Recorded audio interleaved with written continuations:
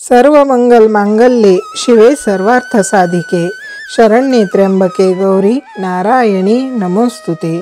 श्री तुळजाभवानी माता की जय। श्री स्वामी समर्थ।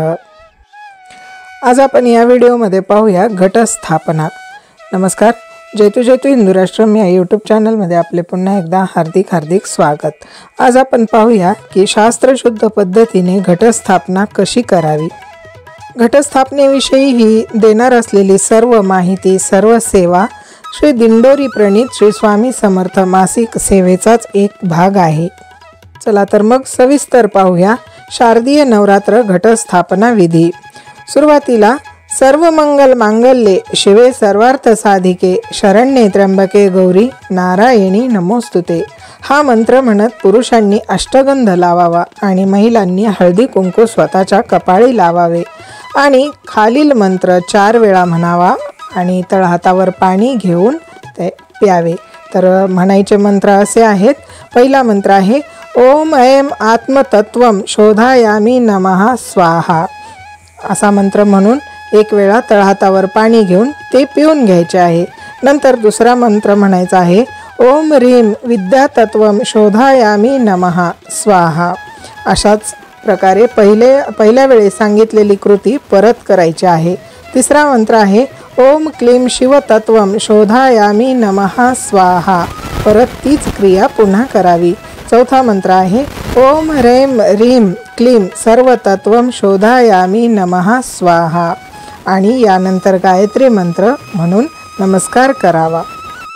यानंतर आपल्याला संकल्प करायचा आहे। संकल्प करत असताना आपण म्हणणार आहोत मी आणि स्वतःचे नाव घ्यायचे आणि पुढे म्हणायचे मी या नावाची असून माझ्या सर्व कुटुंबाला क्षेम, स्थैर्य, आरोग्य, विद्या, ऐश्वर्य प्राप्तीसाठी, वर्धनासाठी, सर्व दुरित उपशमनासाठी, अशुभ शक्तींचे भय उपद्रव निवारण्यासाठी, आर्थिक सबलीकरणासाठी, आदित्यादी सकल ग्रह पीडा शांती, त्रिविध ताप निरसनासाठी, तसेच श्री कुलदेवी व श्री कुलदैवत व श्री सद्गुरूंची अखंड अचंचल अभेद्य भक्ती सेवा आणि सानिध्य प्राप्तीसाठी प्रतिवर्षी कुलाचाराच्या अंगभूत श्री घटस्थापना आणि अखंड दीप प्रज्वलन करत आहे। तसेच यावेळी श्री दुर्गा सप्तशती पाठाचाही संकल्प केला जातो। यानंतर श्री गणपती अथर्व शीर्ष 1 वेळा पठन करावे। यानंतर 99 मंत्राचा जप करत खालील कृती करावी। तर कृती करताना सुरुवातीला घटस्थापनेच्या जागेवर रांगोळी काढावी, त्यावर पाट किंवा चौरंग ठेवावा, त्यावर लाल वस्त्र अंथरावे, चौरंगाच्या डाव्या बाजूस अखंड दीप प्रज्वलित करून त्याची पूजा करावी। नंतर एक वेळूची टोपली त्या पाट किंवा चौरंगावर ठेवून टोपलीत आपल्या शेतातील अथवा पवित्र जागेतील माती, गहू मिसळून भरावी, त्यात सप्तधान्य टाकावेत, त्यावर स्वच्छ धुतलेल्या मातीचा घट लाल लोकरीचे 9 वेढे देऊन ठेवावा, त्यात पाणी, दुर्वा, सुपारी, पैसा, गंध, अक्षता टाकाव्यात, विड्याची 9 पाने आणि आंब्याचा डहाळाही त्याला लावावा।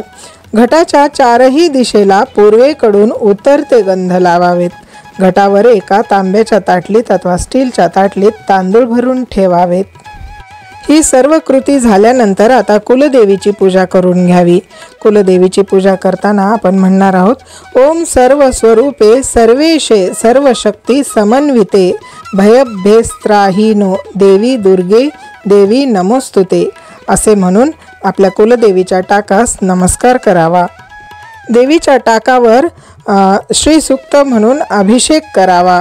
घटावर विड्याची पाने पूर्वेकडे देठ करून ठेवावीत, त्यावर देवीचा टाक झोपून ठेवावा आणि आता या टाकाचे आपण पंचोपचारे पूजा करणार आहोत। पंचोपचारे पूजा करताना सुरुवातीला ध्यानामध्ये आपण म्हणणार आहोत नमो देवे महादेवे शिवाय सतत नमः नमः प्रकृते भद्राये नियतां प्रणतास्मतां श्री महाकाली महालक्ष्मी महासरस्वती त्रिगुणात्मिका दुर्गा देवे नमः ध्यायं ध्यायामि नमस्काराणि समर्पयामि। यानंतर सुरुवात होते ती टाकाच्या पंचोपचार पूजेची।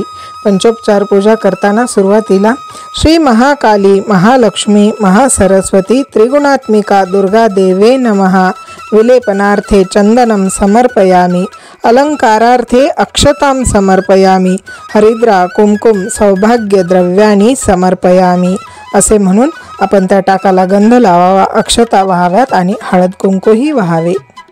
यानंतर श्री महाकाली महालक्ष्मी महासरस्वती त्रिगुणात्मिका दुर्गा देवे नमः ऋतुकालोद्भव पुष्पम समर्पयामी असे म्हणून त्या टाकाला फुले वाहावीत.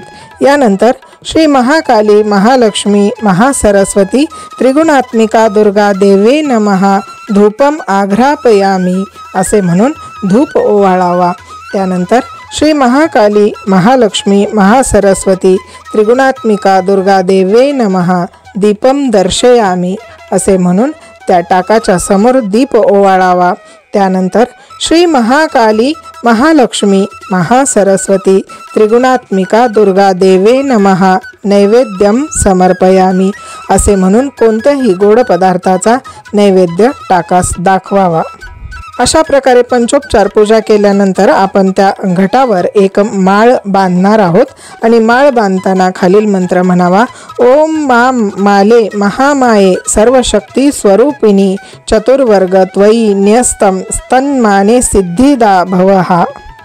अशा प्रकारे पहिल्या दिवशी आपल्याला विड्याच्या पानाची माळ बांधायची आहे आणि त्यानंतर आरती करावी. आरती करताना सर्वप्रथम गणपतीची आरती म्हणायची, त्यानंतर दुर्गा देवीची आणि नवरात्र उत्सवाची आरती मात्र अवश्य म्हणावी. अशा प्रकारे शास्त्रशुद्ध पद्धतीने घटस्थापना करून झाल्यानंतर दररोज घटावरील भगवतीची दुरूनच पंचोपचार पूजा करावी आणि घटास माळ चढवावी आणि दररोज आरती करावी. 9 दिवसात सर्व कुटुंबियांनी मिळून दुर्गा सप्तशती ग्रंथाचे वाचन करावे. कुलाचाराप्रमाणे सप्तमी किंवा अष्टमीला फुलोरा करावा. अष्टमी किंवा नवमीला परंपरेप्रमाणे ज्या दिवशी कुलाचार असेल त्या दिवशी सकाळी शंख किंवा घंटाध्वनी करून कुलदेवीचा टाक घटावरून उचलावा. त्यांची प्रतिपदेला केल्याप्रमाणे श्रीसूक्त अभिषेक आणि पंचोपचार पूजन करावे.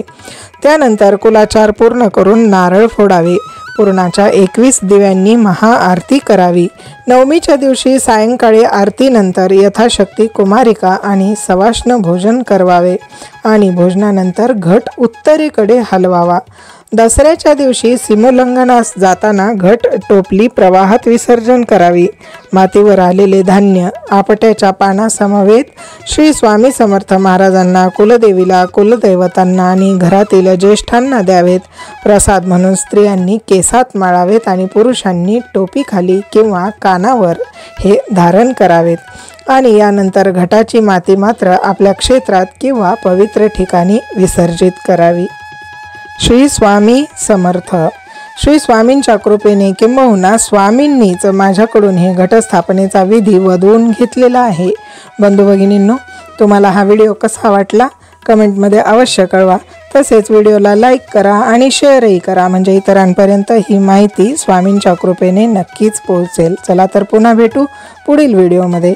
नमस्कार.